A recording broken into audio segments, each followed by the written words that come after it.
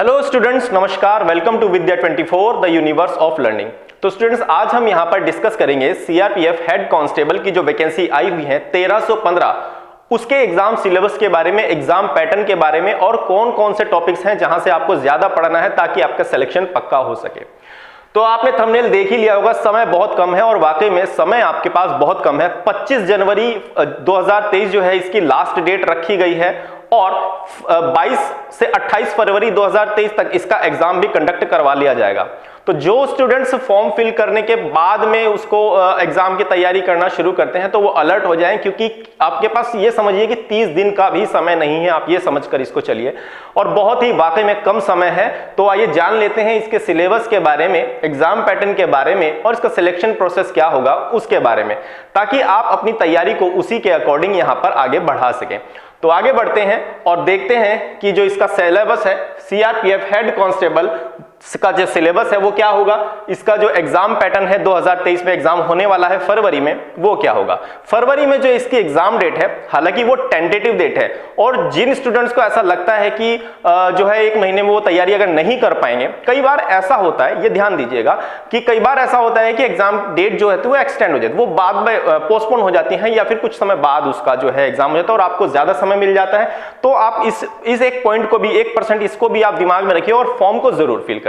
तो यहां पर देखिएगा इसकी जो वैकेंसी आपके सामने आई है वो है 1315, और इसी के साथ यहां पर एएसआई की भी वैकेंसी आई हुई है, उसी के साथ सीआरपीएफ में एएसआई स्टेनो की, जिसमें आपको 143 जो है टोटल वैकेंसी वहां पर दी गई है, तो वो भी आप फिल कर सकते हैं। लेकिन हम यहां पर बात करेंगे सीआरपीएफ हेड कांस्टेबल मिनिस्ट्रियल का जो सिलेबस है 2023 में वो क्या रहने वाला है। तो आइए जान लेते हैं। तो 2023 में जो एग्जाम होगा उसका सिलेबस हम जानने जा रहे हैं, और यहां पर वैकेंसी है आपकी 1315। इसकी जो क्वालिफिकेशन है वह 12th रखी गई है, जिन्होंने भर दिया है उन्हें पता ही होगा, और जिन्होंने अभी तक नहीं भरा है ये एग्जाम, ये जो फॉर्म है उसको वो जल्दी से फिल कर दे, क्योंकि ये जो यहां पर इसकी वैकेंसी है काफी अच्छी खासी वैकेंसी आई हुई है और 12th पास ही इसमें मांगा गया है। देखिए, जो फीस है इसकी 100 रुपीज रखी गई है, लेकिन जो फीमेल से होती है और रिजर्व कैटेगरी है उनके लिए सेंट्रल गवर्नमेंट में ज्यादातर जगह किसी तरह की कोई फीस नहीं रखी जाती है। तो यहां पर इस चीज को आप कंसीडर जरूर करें। आई होप कि आपको ये चीजें तो समझ में आ ही गई होंगी। जान लेते हैं इसका सिलेक्शन प्रोसेस, बहुत सारे स्टूडेंट्स इसमें कंफ्यूज रहते हैं,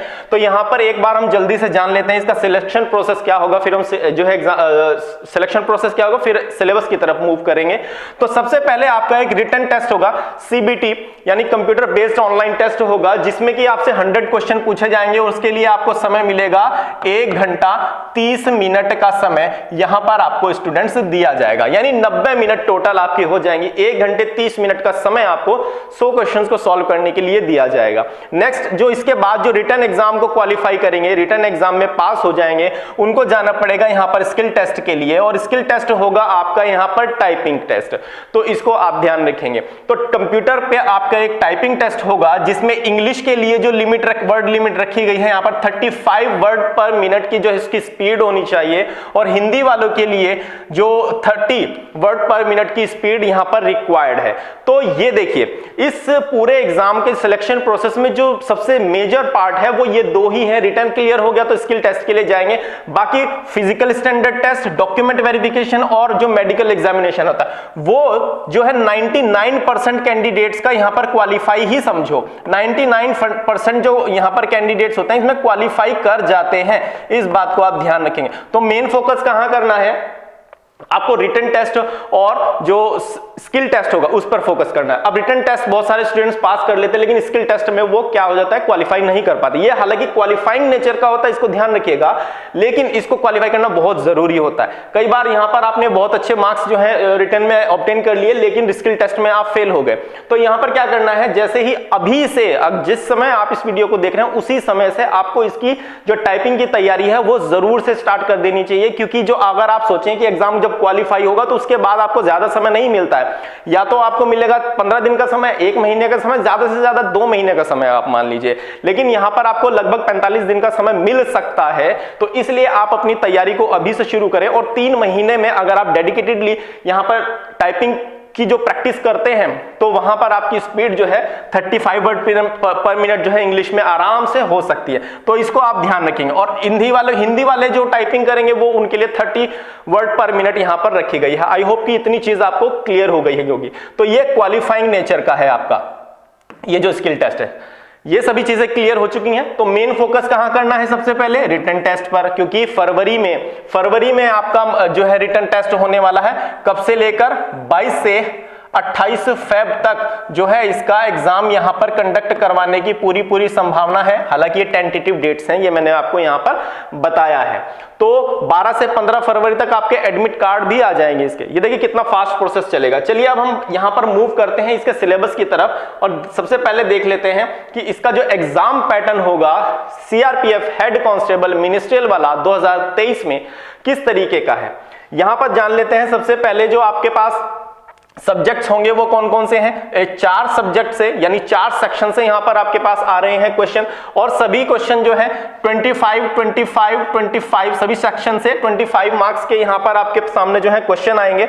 और उसके बाद आपका यहां पर जब इसको क्वालिफाई कर जाएंगे तो स्किल टेस्ट होगा। 25 ही आएंगे। टोटल 100 क्वेश्चन का हो रहा है। 90 मिनट का समय यहां पर मिल रहा है। जान लेते हैं कि कौन कौन से। सबसे पहला हिंदी लैंग्वेज और इंग्लिश लैंग्वेज।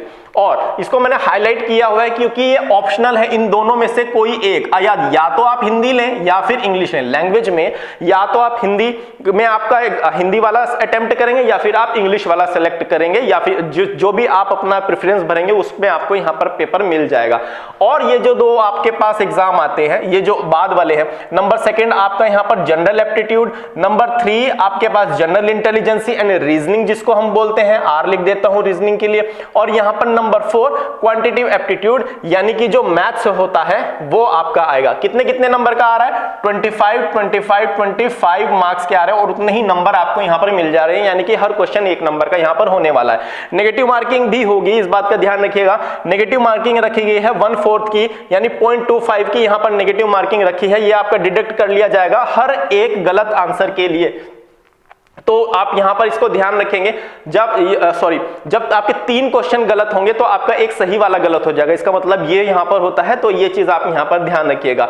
चलिए अब यहां पर स्टूडेंट्स हम क्या करेंगे, इसका जो मैंने आपको बता दिया हिंदी और इंग्लिश में से ऑप्शनल होता है, इन दोनों में से कोई भी एक आप यहां पर सिलेक्ट कर सकते हैं। जनरल एप्टीट्यूड में आपके पास जो है यहां पर आएगा स्टूडेंट्स, जो जनरल एप्टीट्यूड या जनरल अवेयरनेस जिसको हम बोलते हैं, इसको जीके, आपका जीके या जीए वाला पार्ट आ गया ये। तो यहां से आपको क्वेश्चन पूछेंगे रीजनिंग और मैथ्स। अब हम बात करेंगे इसके सिलेबस की। हिंदी लैंग्वेज से क्या पूछा जाएगा, इंग्लिश लैंग्वेज से क्या पूछा जाएगा, रीजनिंग में जीके में आपसे क्या पूछा जा रहा है, रीजनिंग में क्या पूछा जा रहा है, और जो मैथ्स है उसमें आपसे क्या यहां पर पूछा जाएगा। आगे बढ़ते हैं जल्दी से। मैंने आपको बता ही दिया है 90 मिनट का समय आपको यहां पर मिलेगा इस पूरे एग्जाम के लिए। चलिए अब बात कर लेते हैं। सबसे पहले जो हेड कांस्टेबल वाला आपका एग्जाम होगा उसके अंदर इंग्लिश लैंग्वेज से कौन कौन से यहां पर आपके पास टॉपिक से यहां पर क्वेश्चन आएंगे। 25 क्वेश्चन आने हैं टोटल, ये आपको पता ही है। तो यहां पर बेसिक इंग्लिश ग्रामर से रिलेटेड जो है आपके पास क्वेश्चन आएंगे।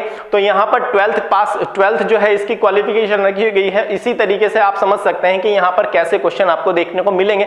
जो आपने अभी तक यहां पर इंग्लिश लैंग्वेज में पढ़ा है, इंग्लिश ग्रामर में पढ़ा है, वैसे ही क्वेश्चन आपको यहां पर देखने को मिलेंगे। कोई बहुत ज्यादा हार्ड एंड फास्ट यहां पर आपको देखने को नहीं मिलेगा, क्योंकि पोस्ट क्या है इसका भी ख्याल हमेशा एग्जामिनर रखता है, किस पोस्ट के लिए कैसे क्वेश्चन पूछ रहा है। तो ये चीज आपको ध्यान रखनी है। तो basic English grammar and sentence structure से रिलेटेड क्वेश्चन आपको मिलेंगे।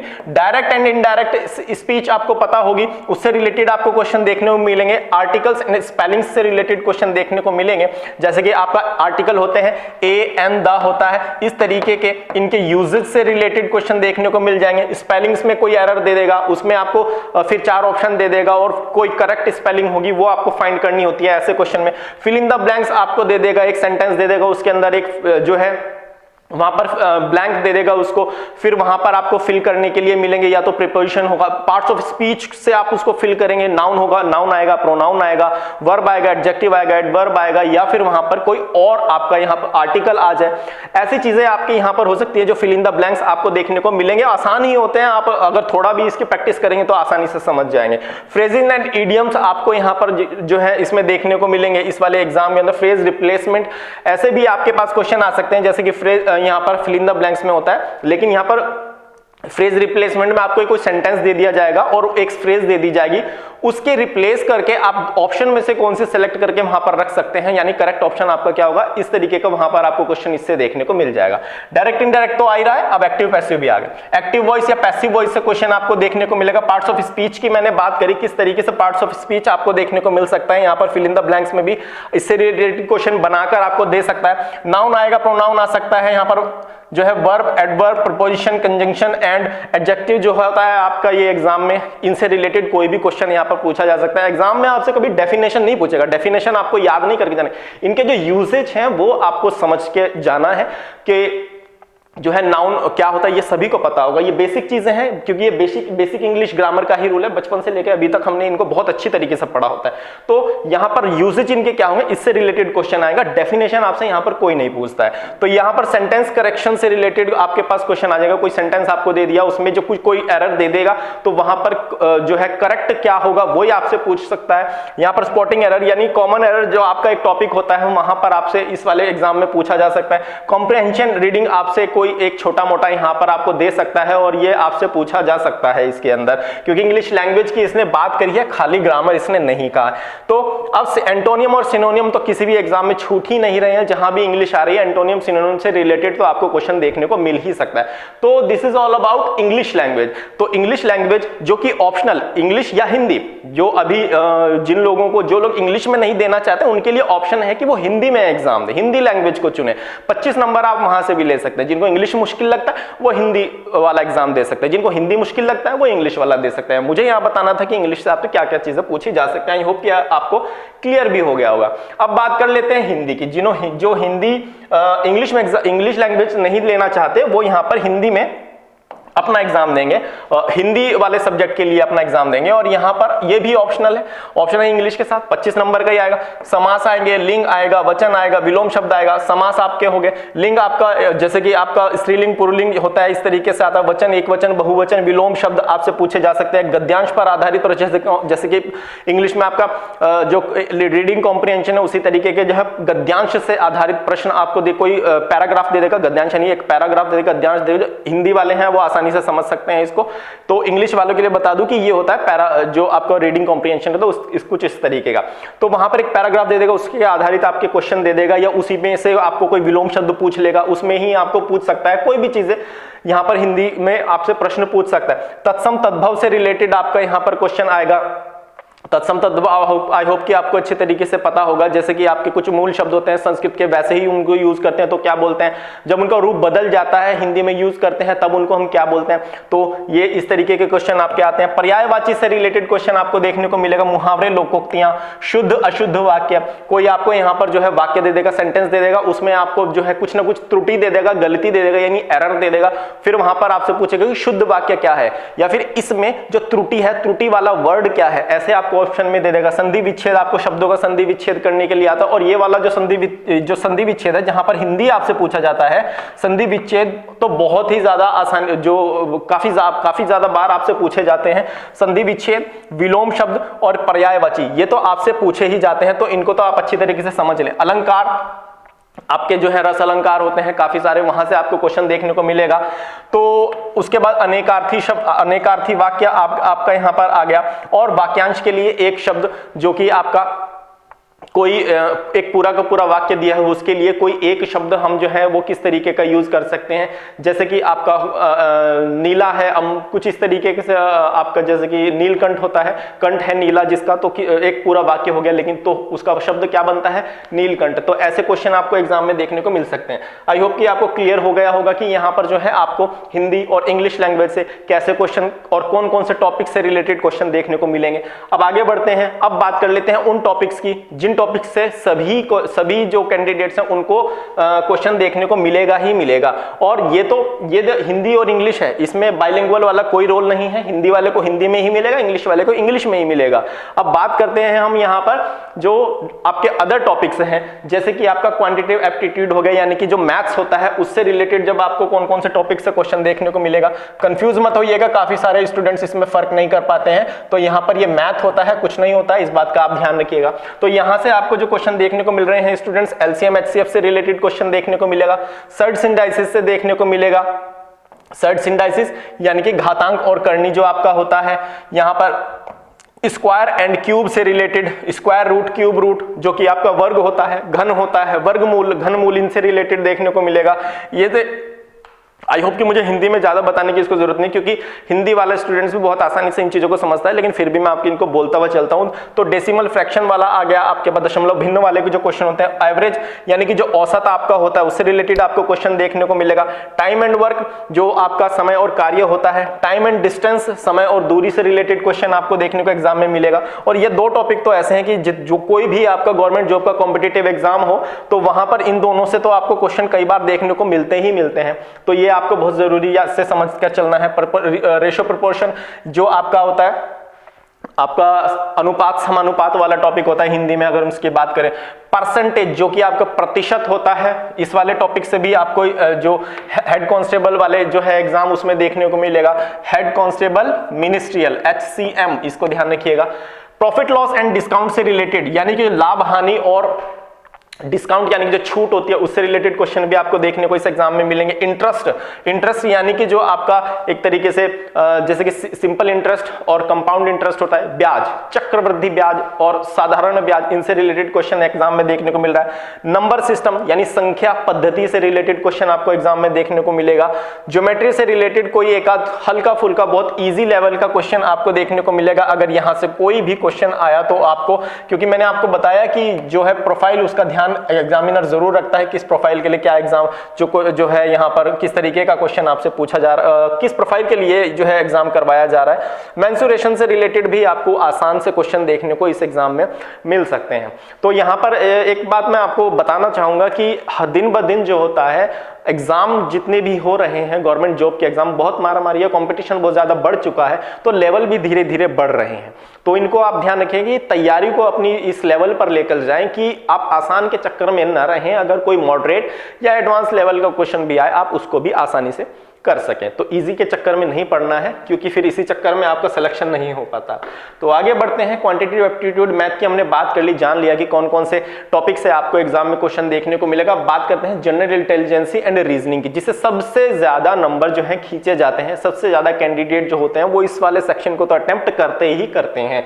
तो यहां पर आपसे जो रीजनिंग है उसमें जो क्वेश्चन पूछा जाएगा, वर्बल रीजनिंग से क्वेश्चन पूछा जाता है, आपको पता होना चाहिए। और एक नॉन वर्बल होता है। नॉन वर्बल, दो तरह की रीजनिंग आपकी होती है। आप लोगों को, जिन लोगों ने दिया है उन्हें अच्छे तरीके से पता होगा, और जो तैयारी कर रहे हैं उनको भी पता होगा। और आपके पास अब इतना ज्यादा समय नहीं बचा है कि आप इस चक्कर में पड़े। बस इसका ध्यान रखें कि कौन कौन से टॉपिक आपको यहां पर देखने को मिल रहे हैं।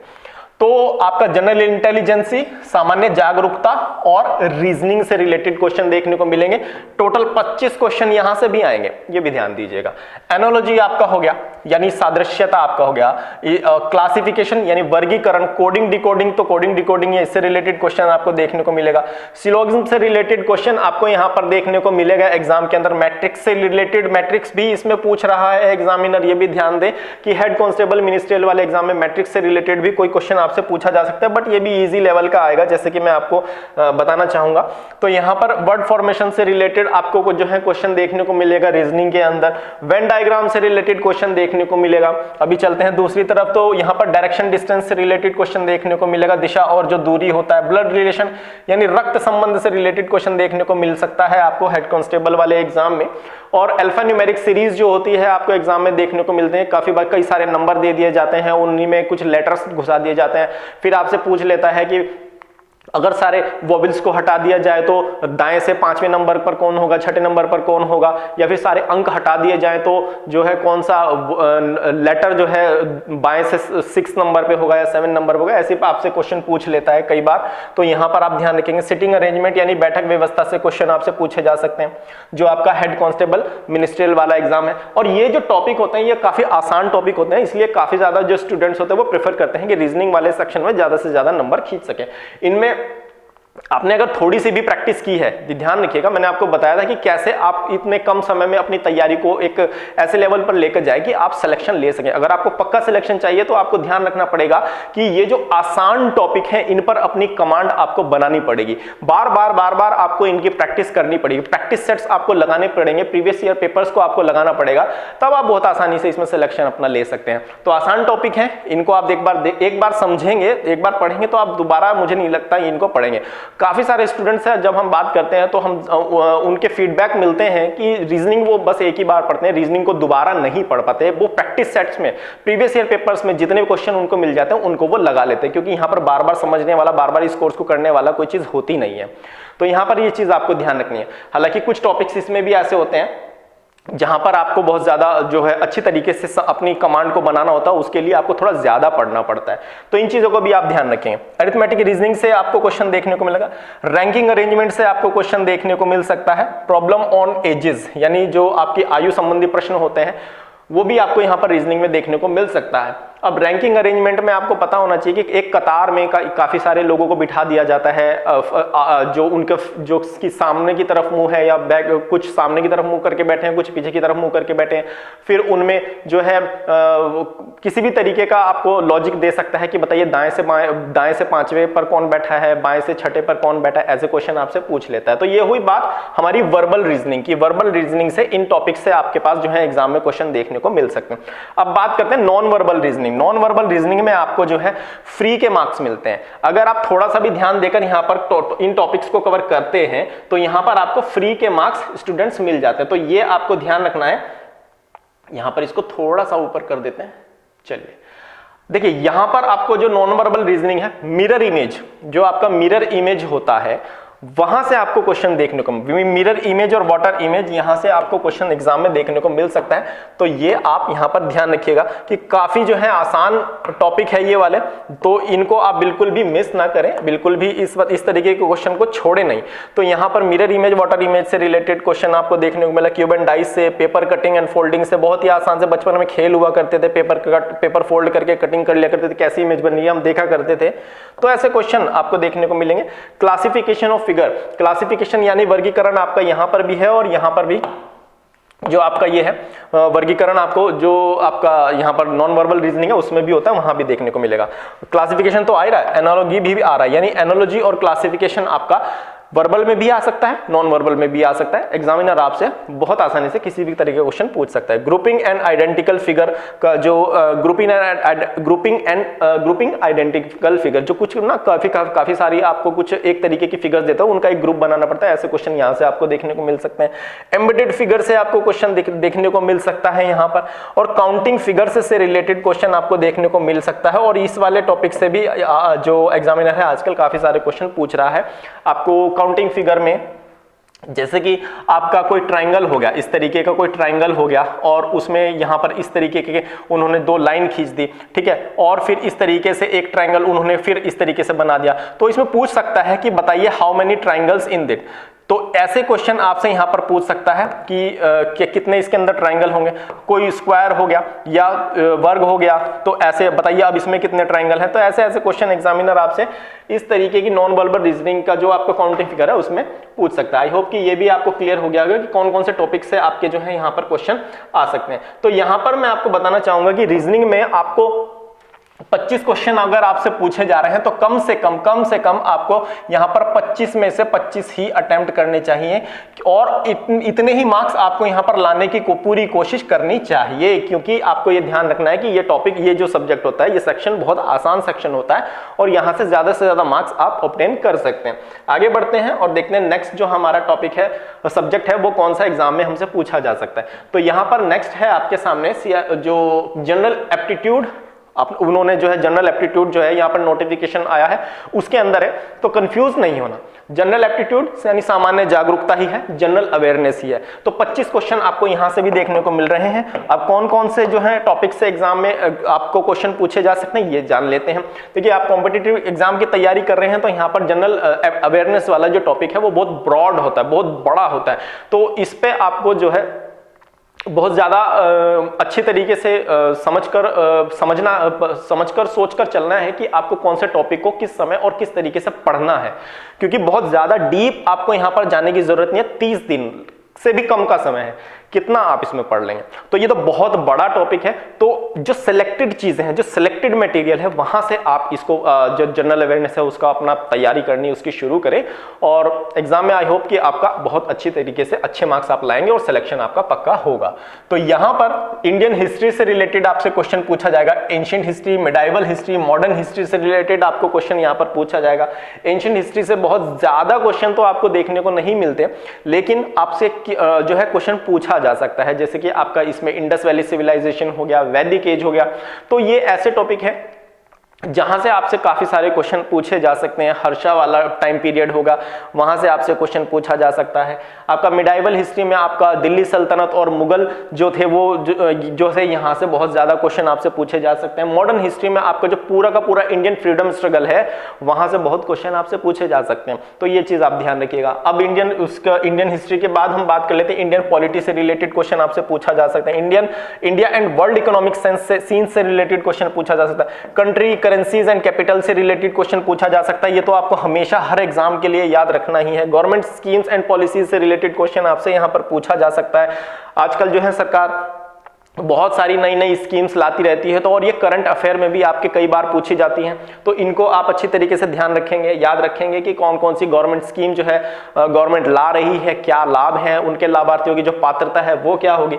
इस तरीके की जो है यहाँ पर आपसे क्वेश्चन पूछे जा सकते हैं ऐसे टॉपिक से। अब बात कर लेते हैं नेक्स्ट टॉपिक जो हमारा है उसमें कौन सा है। यहाँ पर साइंस एंड टेक्नोलॉजी से रिलेटेड आपको जो है एग्जाम में क्वेश्चन पूछा जा सकता है, जो हेड कांस्टेबल आपका मिनिस्ट्रियल वाला एग्जाम है इसके अंदर। तो यहां पर अब बात करते हैं इंडियन ज्योग्राफी की। ज्योग्राफी में आपके soil in India, Indian crops, farming, irrigation in India, reverse, mountains, आपके झीलें, सड़कें, एनएच, आपके नेशनल हाईवे, जंगल, आपकी जो नदियां हैं, इन सारे टॉपिक्स से आपको ज्योग्राफी में रिलेटेड क्वेश्चन आपसे पूछे जा सकते हैं। तो इनको भी आप ध्यान रखिएगा कि कैसे क्वेश्चन आपके यहाँ से बनेंगे, वो आप जब प्रैक्टिस करेंगे आपको अच्छी तरीके से पता चलेगा। इस चीज के लिए आप प्रीवियस ईयर वाले क्वेश्चंस को भी उठाकर देख सकते हैं कि यहाँ पर आपके प्रीवियस ईयर में किस तरीके के क्वेश्चन यहाँ पर पूछे गए हैं इंडियन ज्योग्राफी से। हालांकि सभी तरीके के एग्जाम में क्वेश्चन आपको सिमिलर ही मिलेंगे, हिस्ट्री और ज्योग्राफी में आपको लगभग ये ध्यान रखेंगे। अब इंडियन कॉन्स्टिट्यूशन आपका हो गया, संविधान से रिलेटेड बहुत सारे क्वेश्चन आपके एग्जाम में देखने को मिलते हैं, इसको आप ध्यान रखेंगे। आर्ट एंड कल्चर से रिलेटेड आपके एग्जाम में काफी बार जो है यहाँ क्वेश्चन आपको देखने को मिल सकता है और काफी सारे एग्जाम में पूछा भी जाता है। अवार्ड्स एंड ऑनर्स से रिलेटेड क्वेश्चन पूछा जाता है। इंडियन इकोनॉमी से रिलेटेड क्वेश्चन आपको पूछा जाना है। आपका बुक एंड ऑथर से रिलेटेड इस वाले एग्जाम में क्वेश्चन पूछा जाएगा। काफी सारी जो एग्जाम है उनमें पूछा ही जाता है। बुक एंड ऑथर्स आपको अच्छी तरीके से याद रखने हैं सभी एग्जाम के लिए। अगर आप केवल ऐसा नहीं कि आप यही एग्जाम दे रहे हैं, इस तरीके के बहुत सारे एग्जाम आपके होते हैं। सीआरपीएफ हो गया आपका, सीआरपीएफ तो ये हो ही गया, आपके सामने है, जिसका फॉर्म आप भरेंगे ही। उसके बाद सीआईएसएफ आपका हो गया, सीआईएसएफ हेड कांस्टेबल का हो गया।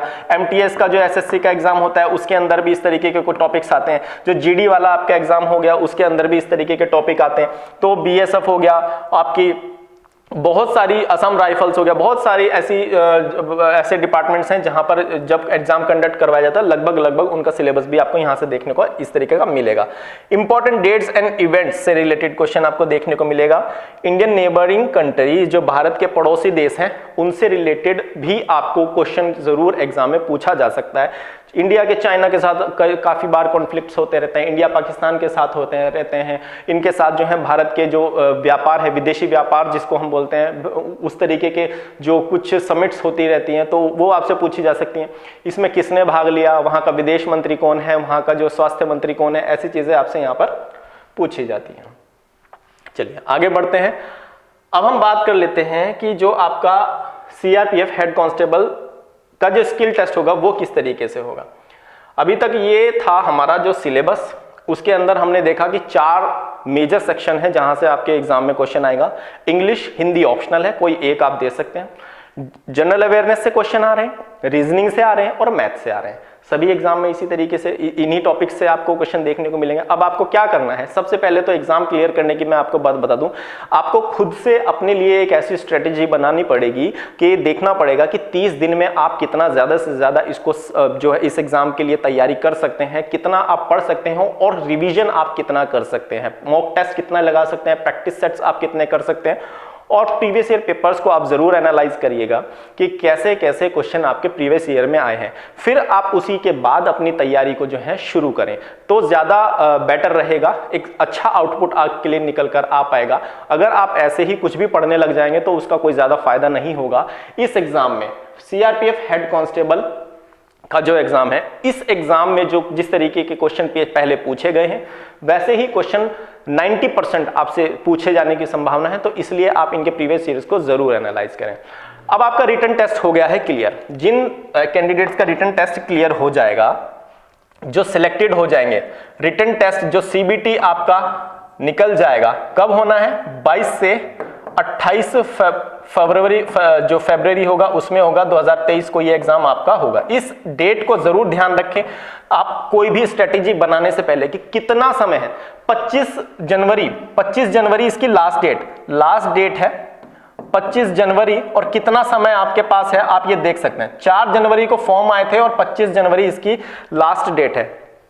बहुत ज्यादा समय आपको जो है इस विभाग ने दिया नहीं है तैयारी के लिए, इसलिए आप ध्यान रखें कि अपनी स्ट्रेटेजी को उसी तरीके से बनाएं जो आपके इस टाइम फ्रेम में सेट हो सके। ठीक है, प्रैक्टिस तो जरूर करनी है।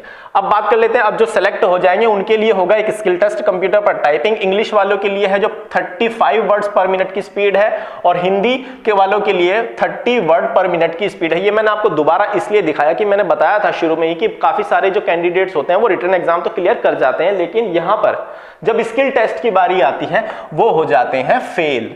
क्यों हो जाते हैं? क्योंकि पहले से प्रैक्टिस नहीं करते, वो किसी ना किसी संशय में रहते हैं, डाउट में रहते हैं कि हमारा रिटन एग्जाम क्लियर होगा या नहीं, उसके बाद ही हम तैयारी करेंगे।